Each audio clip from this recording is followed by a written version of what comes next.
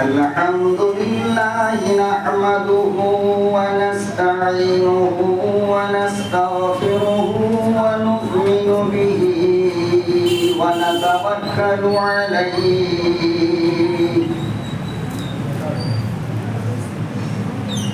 ونعوذ بالله من شرور أنفسنا ومن سيئات أعمالنا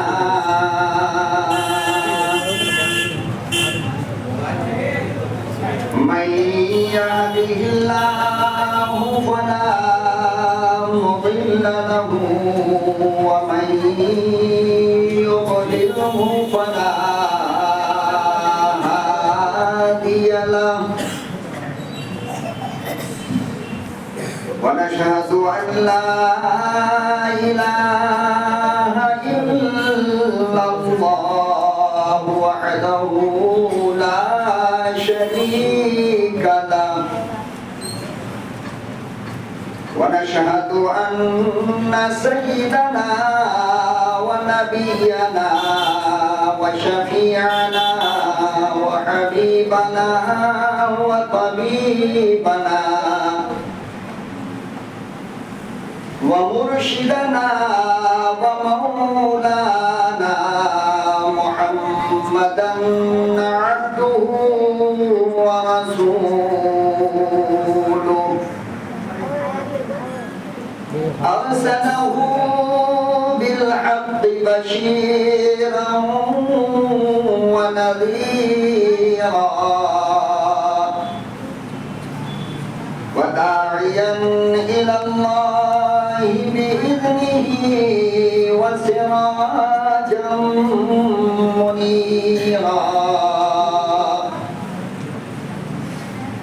أما بعد فأعوذ بالله السميع العليم من الشيطان الرجيم بسم الله الرحمن الرحيم إنما يخشى الله من عباده العلماء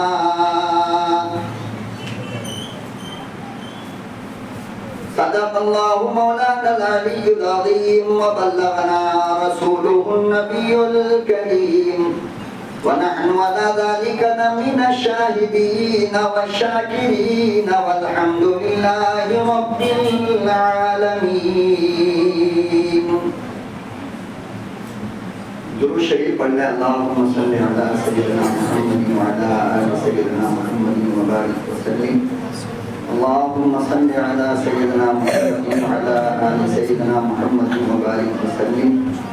اللہم صلی علی سیدنا محمد وعلی آل سیدنا محمد وبارک وسلم. نہایت ہی قابل قدر حضرات علماء اکرام، عزیز طلبہ، آج ہم اور آپ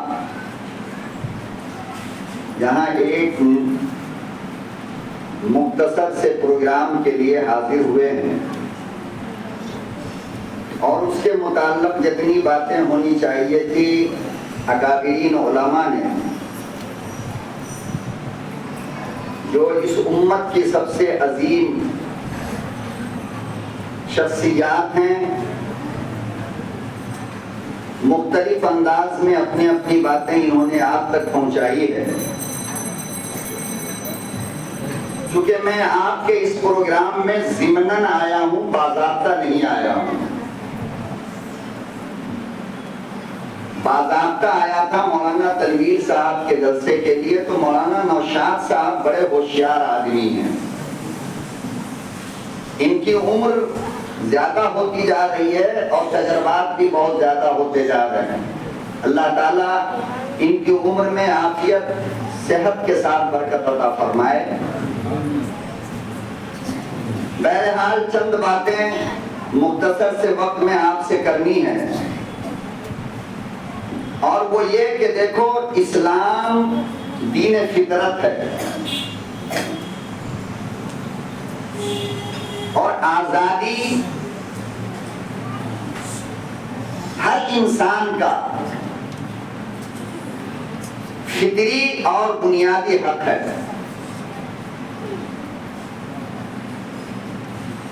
اور اس کے متعلق بے شمار روایات احادیث پاک کے اندر موجود ہے.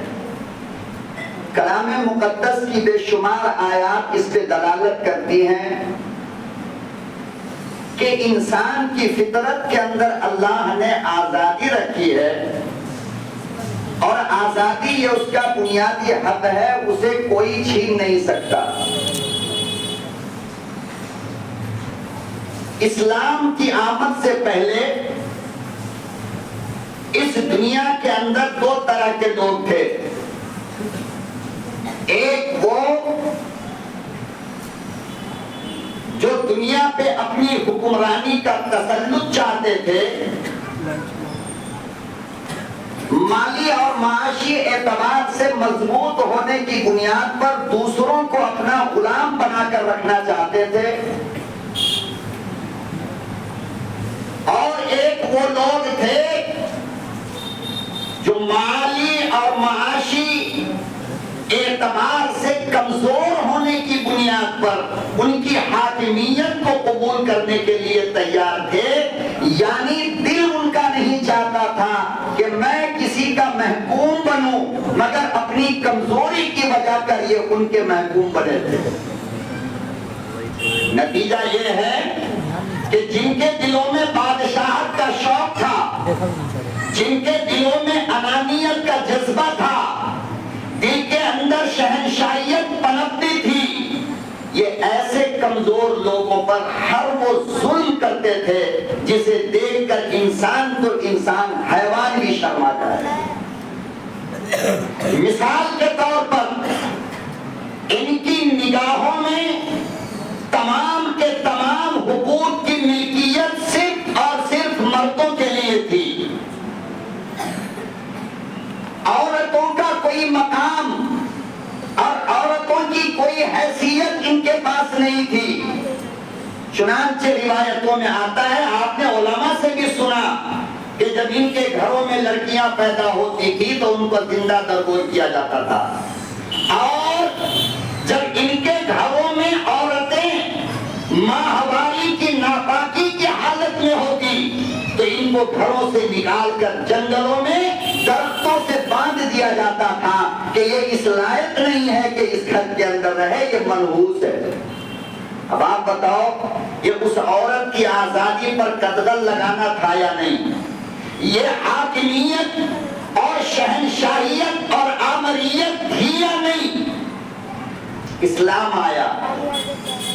اسلام آنے کے بعد ہر انسان کو ہر طرح کی آزادی دیا ہے. مال کی آزادی, احساس کی آزادی, گفتگو کی آزادی, حقوق کی آزادی.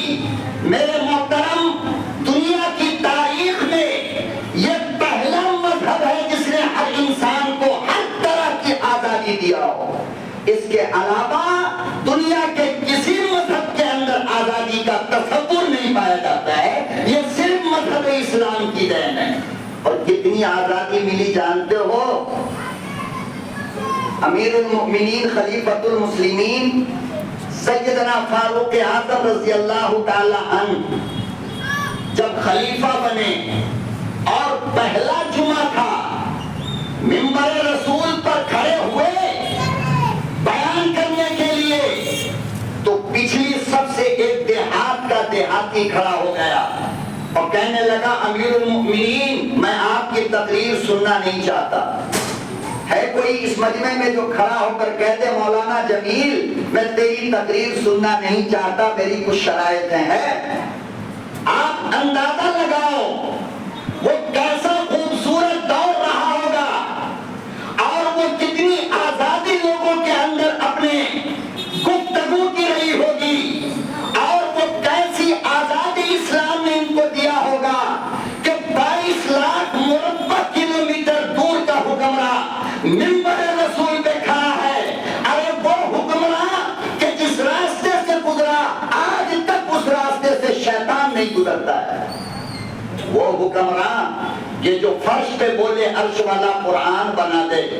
وہ حکمراں کہ جس کے تسلط اور جس کی قوت کا پورا عرب لوہا مانے اور سر چھوڑو. یہ وہ حکمراں ہیں جس کی قوت کی بنیاد پر آمنہ کے لگتے جگر نے خانہ کعبہ کا غلاف پکڑ کے کہا تھا میرے مولا عمر کو ایمان کی توفیق عطا فرما. پوچھا گیا کیوں؟ فرمایا اس لیے کہ عمر طاقتور ہے. عمر ایمان لائیں گے تو اسلام کو طاقت ملے گی. ابو جہل کو کیوں؟ اس لیے کہ وہ مولانا بہت بڑا ہے. اللہ نے کس کو پسند کیا؟ طاقت والے کو. بہرحال تو یہ امیر المؤمنین جب بنے ہیں اور جمعے کا پہلا خطبہ دینے کے لیے کھڑے ہوئے تو پچھلی سب سے مدینہ شہر کا نہیں, کسی بڑے باپ کا بیٹا نہیں, کسی بڑے پارٹی کا لیڈر اور ورکر نہیں, بلکہ ایک گاؤں کا کپڑے پہ پیوند لگا, پاؤں میں ٹوٹی جوتی ہے, بال بکھرا ہوا ہے, وہ چہرہ بتا رہا تھا کہ غربت کا مارا ہوا کوئی مسافر کھڑا ہے, اور کھڑا ہو کر کہنے لگا مسجد نبوی صحابہ سے بھری ہے, کون موجود نہیں تھا وہاں پر, لیکن وہ پچھلی سب سے کھڑا ہو کر کہنے لگا میں آپ کی تقریر سننا نہیں چاہتا, میں آپ کی اطاعت بھی قبول نہیں کرتا. ذرا گہرائی میں جاؤ, اس سے بڑی آزادی اور ہوگی کوئی؟ ہوگی آپ بتاؤ؟ نہیں ہوگی نا. امیر المؤمنین نے یہ نہیں کہا بیٹھ جا, یہ نہیں کہا خاموش ہو جا. کیوں؟ اس لیے کہ یہ وہی امیر المؤمنین ہے جس نے سرور کائنات کی زبان مقدس سے سنا تھا کہ آدم کی اولاد آزاد پیدا ہوتی ہے, اپنے خیالات میں آزاد ہے. وہ ہر اعتبار سے امیر المؤمنین خاموش ہو گئے اور کہا کہ اچھا یہ تو کم سے کم بتا دو بھائی کہ میرے اندر کمی کیا ہے. اللہ اکبر و کبیرہ, لوگوں اندازہ لگاؤ. امام الانبیاء محبوب کبریا حضرت محمد مصطفیٰ صلی اللہ تعالی علیہ وسلم کے یاروں سے پوری مسجد بھری ہے.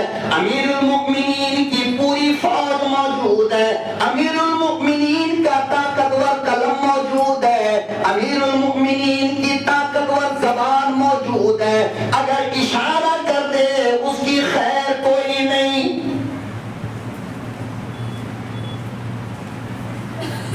وہ دیہاتی کہنے لگا کہ میں آپ کی تقریر بھی سننا نہیں چاہتا, میں آپ کی اطاعت بھی کرنا نہیں چاہتا, میں آپ کو اپنا امیر بھی نہیں مانتا ہوں. حضرت نے پوچھا کیوں؟ وہ دیہاتی کہنے لگا او عمر, جب تک تم یہ نہ بتا دو کہ یہ جو کپڑا تم نے پہنا ہے کس پیسے سے خریدا,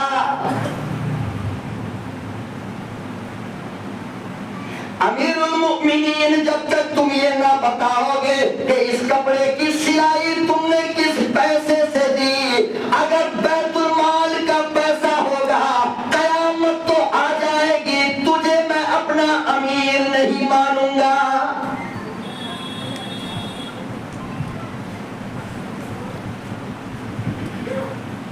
میرا تیرا زمانہ ہوتا, اگر کوئی مجمع میں کھڑا ہو کر یہ پوچھتا, تجھے اپنی شہرت کی فکر ہوتی, تجھے اپنی ناک کٹنے کی فکر ہوتی, تجھے اپنی عزت و ذلت کی پرواہ ہوتی, اور تم یہ کہتے مجھے ذلیل کر دیا, لیکن بار امام الانبیاء کا یار نقشہ بنا کر چھوڑا, جناب رسول اللہ کی یاد تازہ کر دی. فرمایا رب کعبہ کی قسم یہ میرے حلال کمائی کا کپڑا ہے.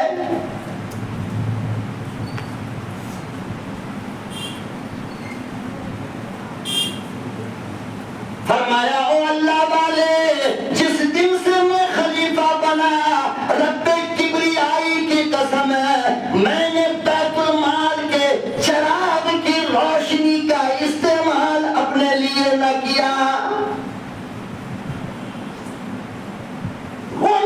फारूक,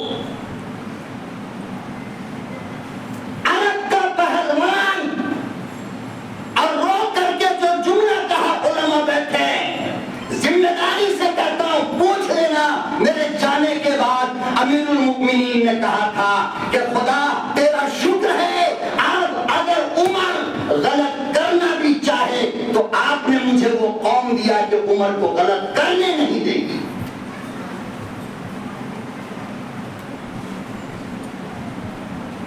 इसी तसव्वुर को लेकर इस मुल्क के उलमा जब अंग्रेज के पंजों में ये मुल्क आ गया तो फिर उलमा को इस्लाम और अपनी आजादी और मुल्क की आजादी का ख्याल हुआ कि इस्लाम ने आजाद पैदा किया था, इस्लाम ने आजादी हर बच्चे बच्चे को दिया है, फिर ये कौन होते हैं मुल्क को अपना गुलाम बनाने वाला। जाहिर बात है कि ये तालीम इस्लाम ने दिया तो अक्ल भी कहती है कि सफ़े अव्वल में अगर कोई मिलता वो मुसलमान ही होता।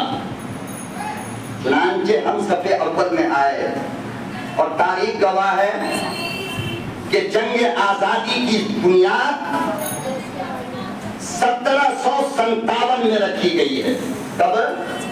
1757 में। कहाँ रखी गई? बंगाल के अंदर पलासी के मैदान में। उस फौज का कमांडर कौन था? सिराजुद्दौला। अपने की गद्दारी की वजह कर सिराजुद्दौला को पलासी के मैदान में शहादत का मुंह देखना पड़ा, लेकिन वो शमा, वो चराग आजादी का जिसको सिराजुद्दौला ने सजाया और जलाया था, रोशन किया था, शहीद होते होते भी उस चराग को जमीन पे गिरने नहीं दिया। और फिर कर्नाटक का शेर महसूर टीपू सुल्तान खड़ा हुआ और उस चराग को अपने हाथ में लेकर कहा कि सिराजुद्दौला तुम जाते हो तो जाओ, अब ये मेरे हवाले है। फिर टीपू सुल्तान के बाद इस चिराग को रोशन बनाया हजरत शाह अब्दुल अजीज मुहद्दिस देहलवी ने। जब आपका इंतकाल हुआ फिर उस चिराग को संभाला आपके शागिर्द मौलाना अहमद शहीद रहमतुल्लाह अलैह ने, मौलाना इस्माइल शहीद रहमतुल्लाह अलैह ने। फिर वहां से जब इनकी शहादत हुई है तो फिर अकाबिरीन देवबंद में से महाजी इमदादुल्लाह मुहाजिर मक्की, मौलाना कासिम नानोतवी, मौलाना रशीद अहमद गंगोही आगे बढ़े और यहाँ तक आगे बढ़े कि उस चराग को लेकर शामली के मैदान में पहुंच गए।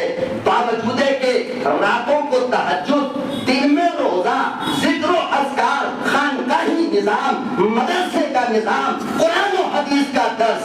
लेकिन इन्हीं को जब आप शामली के मैदान में देखोगे तो कासिम नानोतवी तुम्हें अगली सफ में नजर आएंगे।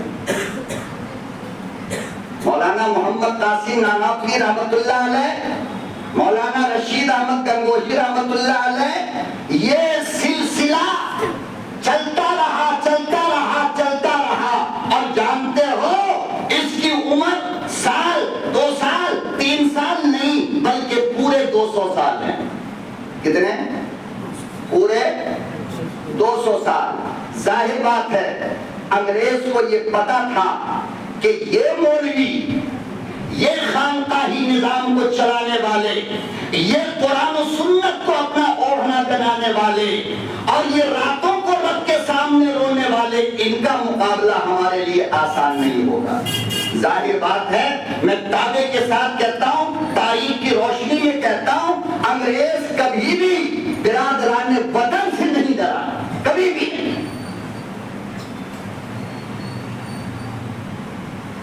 जब भी इसके अंदर डर पैदा हुआ, किससे हुआ? उलमा से हुआ है। और उलमा कौन है? नबी के वारिस से। यहाँ तक कि 1897 का वाकया पेश आया, 1857 का, जिसको गदर भी कहते हैं लोग, लेकिन ये कहना ठीक नहीं है, गदर का लफ्ज ही गलत है। 1857 का वाकया पेश आया। 3 लाख उलमा दिल्ली शहर के अंदर शहीद कर दिए गए। कितने?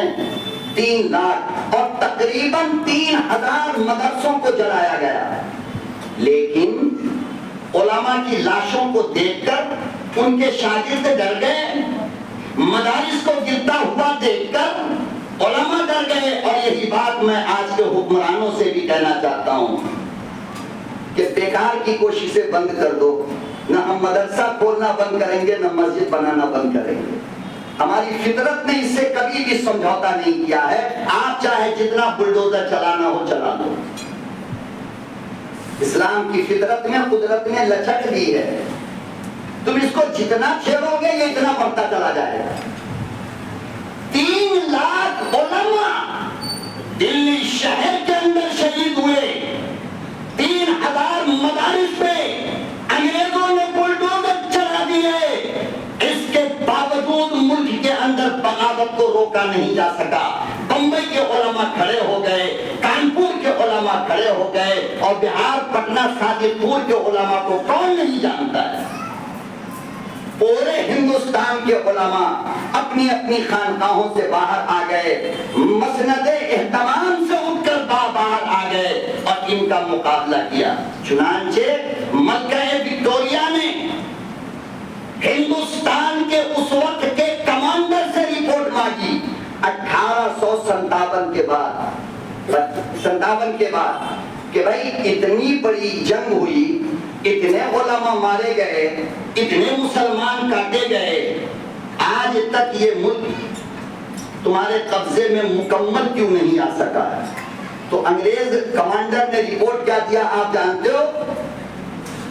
اس نے دیا کہ میڈم کان کھول کر سن لو, 2 چیز اس ملک میں جب تک رہے گا یہ ملک مکمل ہمارے قبضے میں نہیں آ سکتا ہے. کہا کیا؟ کہا ایک ہے مولانا لوگ اور ایک ہے قرآن. یہ قرآن اور یہ مسلمان اور ان کے قائدین علماء جب تک رہیں گے ہمارا اس ملک پہ تسلط نہیں ہو سکتا. چنانچہ برطانیہ سے آرڈر آیا کہ پہلے تو بات تھی صرف مولویوں کی, اب جو مسلمان نظر آئے اس کو قتل کر دو. نتیجے میں کیا ہوا جانتے ہو؟ مظفر نگر کے شاملی سے لے کر دلی کی جامعہ مسجد کے سامنے اردو بازار تک, شاملی سے لے کر دلی کی جامعہ مسجد تک جتنے درخت تھے کوئی درخت ایسا نہیں تھا جس پر مسلمانوں کی لاش نہ لٹکتی.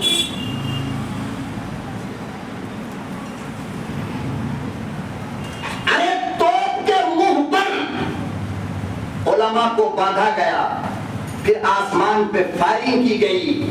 خدا کی قسم کلیجہ وہاں گرا, دل وہاں گرا, نگاہیں وہاں گری, ٹانگ وہاں گرے, ہاتھ وہاں گرے, اور ایک عالم کو آسمان کی بلندی پر چیتھے اڑانے کے بعد دوسرے عالم سے انگریز پوچھتا تھا بول میرے خلاف لڑے گا؟ تو عالم کہتے کہ یہ سب کیا ہے یار, اس سے مجھے ڈراتے ہو؟ ہم نے تو پہلے ہی اپنی زندگی کا سودا اللہ سے کر لیا. ان اللہ اشتری من المؤمنین انفسهم واموالهم بان لهم الجنہ یقاتلون فی سبیل اللہ فیقتلون ویقتلون. ارے ہم نے جنت کے بدلے اپنی جان اللہ کو دے دیا. یہ سب کیا تماشے کر رہے ہو؟ جو کام کرنا ہے جلدی کرو. اللہ اکبر و کبیرہ. انگریز رائٹر, انگریز مورخ تھامسن لکھتا ہے میں مسلمانوں کی لاش, میں مسلمانوں کی تباہی و بربادی کی رپورٹنگ کر رہا تھا. رپورٹنگ کرتا کرتا میں جامعہ مسجد دلی کے قریب گیا تو مجھے چمڑوں کے جلنے کی بو آنے لگی.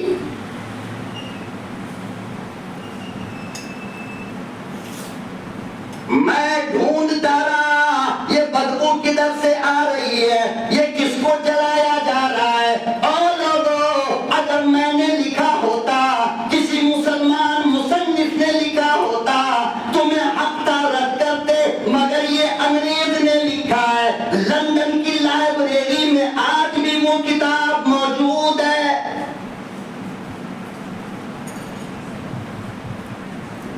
انگریز لکھتا ہے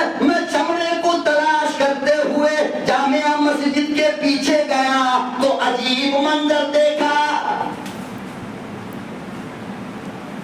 زمین پہ آگ جل رہی ہے، لائن میں بڑے بڑے محدثین کھڑے ہیں، مفسرین کھڑے ہیں، مورخین کھڑے ہیں، اولیاء کھڑے ہیں، اتقیاء کھڑے ہیں، اصفیاء کھڑے ہیں، بڑے بڑے اللہ والے، چھوٹی عمر سے لے کر بڑی عمر تک کے علماء کھڑے ہیں. اور ایک مولوی کو پکڑ کر لایا جاتا ہے.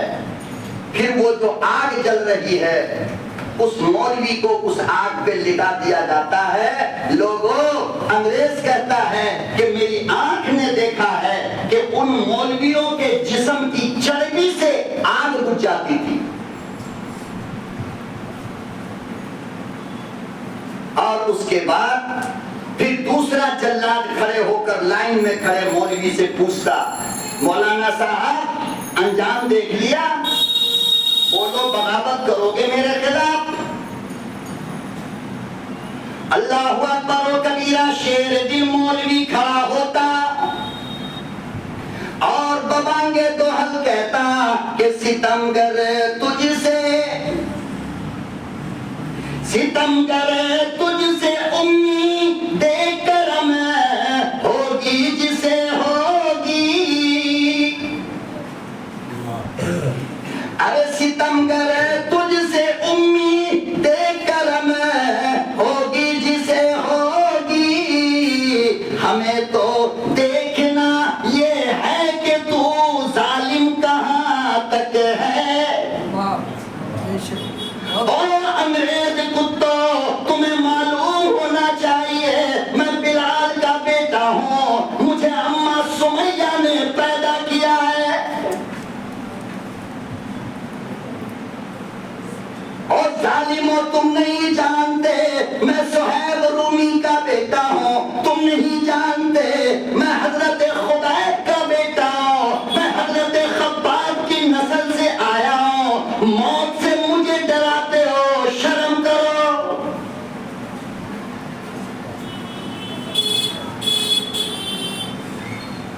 میں تو ماں کے پیٹ سے جس دن نکلا اس دن سے شہادت کا سبق ہم کو پڑھایا جاتا ہے، اور تو مجھے کہتا ہے میں بغاوت چھوڑ دوں، میں تیرا پیچھا چھوڑ دوں. میں تو رب سے دعا کرتا ہوں کہ رب مجھے بار بار زندہ کر، میں بار بار شہید ہوتا ہوں.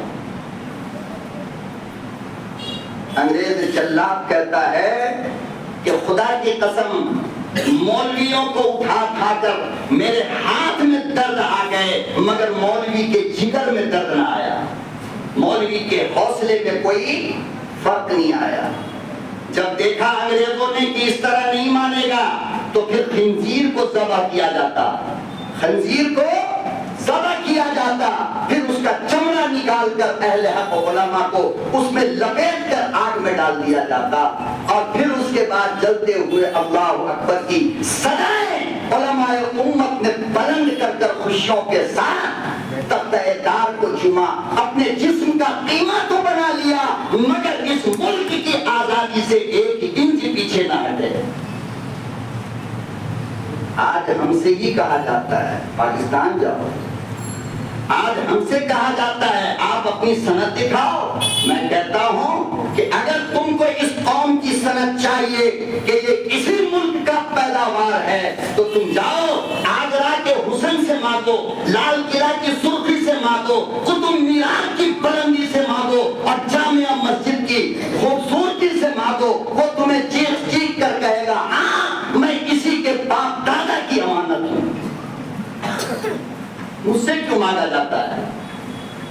میرے محترم بزرگار دوستو، یہ ہے آزادی کی مختصر داستان. 1857 تک یہ قوم تنہ تنہا خدا کی قسم لڑی ہے. اور اگر یہ بات غلط ہے تو اس ملک کے تمام مورخین کو یہ میرا چیلنج ہے کہ 1857 تک تم اپنے ایک فرد کا نام لا کر کے بتا دو کہ اس نے انگریزوں سے دوحہ منوایا ہو. یہاں تک صرف میں ہوں. اس کے بعد جب جمعیت وغیرہ کی بنیاد پڑی ہے، مسلم لیگ جمعیت وغیرہ پڑی بنیاد، تب لایا گیا گاندھی جی کو، نہرو جی کو اور ان کو فلانے کو ٹھکانے کو 1857 سے پہلے کسی کا نام نہیں ہے. ان 200 سال کی مدت میں تنہ تنہا مسلمان بیویوں نے اپنے ماں کا سندور ویران کیا ہے. تنہ تنہا مسلمان کے بچوں نے یتیمی کا مزہ لوٹا ہے.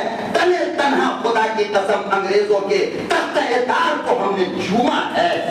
لیکن ہم پر طرح طرح کی باتیں. اللہ تعالیٰ ان کو اچھی سمجھ عطا فرمائے. بہرحال میرے محترم بزرگار دوستو، 200 سال تک ہم نے قربانیاں دی. پھر اس کے بعد قربانیاں دی. مولانا آزاد آگرہ کے جیل میں، انگریزوں نے جیل میں رکھا ہے. کلکتہ کے اندر بیوی کا انتقال ہو گیا. لوگوں نے کہا مولانا بیوی کا انتقال ہو گیا، جنازہ نہیں پڑھو گے؟ مولانا ابوالکلام آزاد کا وہ جملہ تو سنو مسلمانوں، جس سے ہمیں تحریک ملتی ہے، جس سے ہمیں سبق ملتا ہے. فرمایا کہ سنو، میں اپنی بیوی کے جنازے میں شرکت کے لیے انگریزوں سے رہائی کی بھیک نہیں مانگ سکتا. جاؤ دفن کر دو، میں اپنے نانا کی عدالت میں قیامت کے دن جنت الفردوس میں ملوں گا جا کر. یہ ہماری داستان ہے، اور یہ اس ملک کی آزادی کی وہ سچی کہانی ہے جس کا انکار چاہ کر بھی کوئی کر نہیں سکتا. اس طرح میرے محترم اس ملک کی عوام کو 2 خوشیاں ملی. ایک خوشی 1947 کو 15 اگست کے دن کہ یہ ملک آزاد ہوا، اور دوسری خوشی 1950 26 جنوری کی آدھی رات کو کہ یہ ملک جمہوری ملک بنا. وہی ملک بنا جہاں پر اسلام نے سب کو آزادی دیا تھا.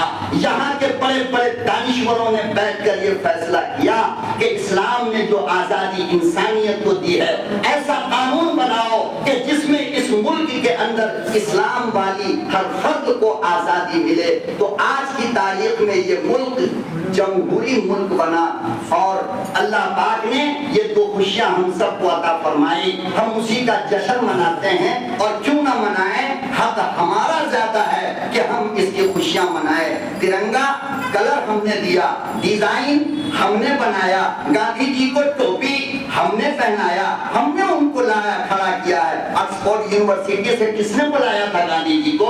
آپ بتا سکتے ہو؟ یہ جمعیت کا پلیٹ فارم ہے جس نے کہا تھا گاندھی جی آؤ، تمہاری تدبر، تمہاری تفکر. اور یہ علماء جانتے تھے کہ اس ملک کو طاقت پہنچانے کے لیے برادران وطن کا ساتھ ہونا ضروری ہے. اور اس وقت گاندھی جی کو اس ملک کے تمام ہندو سوائے RSS کے اپنا بھگوان مانتے تھے. چنانچہ دانشوران جمعیت نے گاندھی جی کو بلایا. سب سے پہلا شعار کس نے اڑایا گاندھی جی کو؟ سارے جہاں سے اچھا کس نے لکھا ہے؟ زندہ باد کا نعرہ. تو یہ سب تو یار ہمارا ہی ہے. تو حق ہمارا ہے کہ ہم اعلیٰ پیمانے پہ یوم جمہوریہ منائیں، ہم اعلیٰ پیمانے پر 15 اگست منائیں، تاکہ ہمارے اکابرین کی روح کو تسکین ملے کہ ہماری اولاد ہمیں یاد کرتی ہے. اللہ پاک ہم سب کو اس ملک کے لیے، اسلام مذہب کے لیے ضرورت پڑنے پر اپنے جان و مال کی قربانی کی توفیق عطا فرمائے. وآخر دعوانا ان الحمدللہ رب العالمین.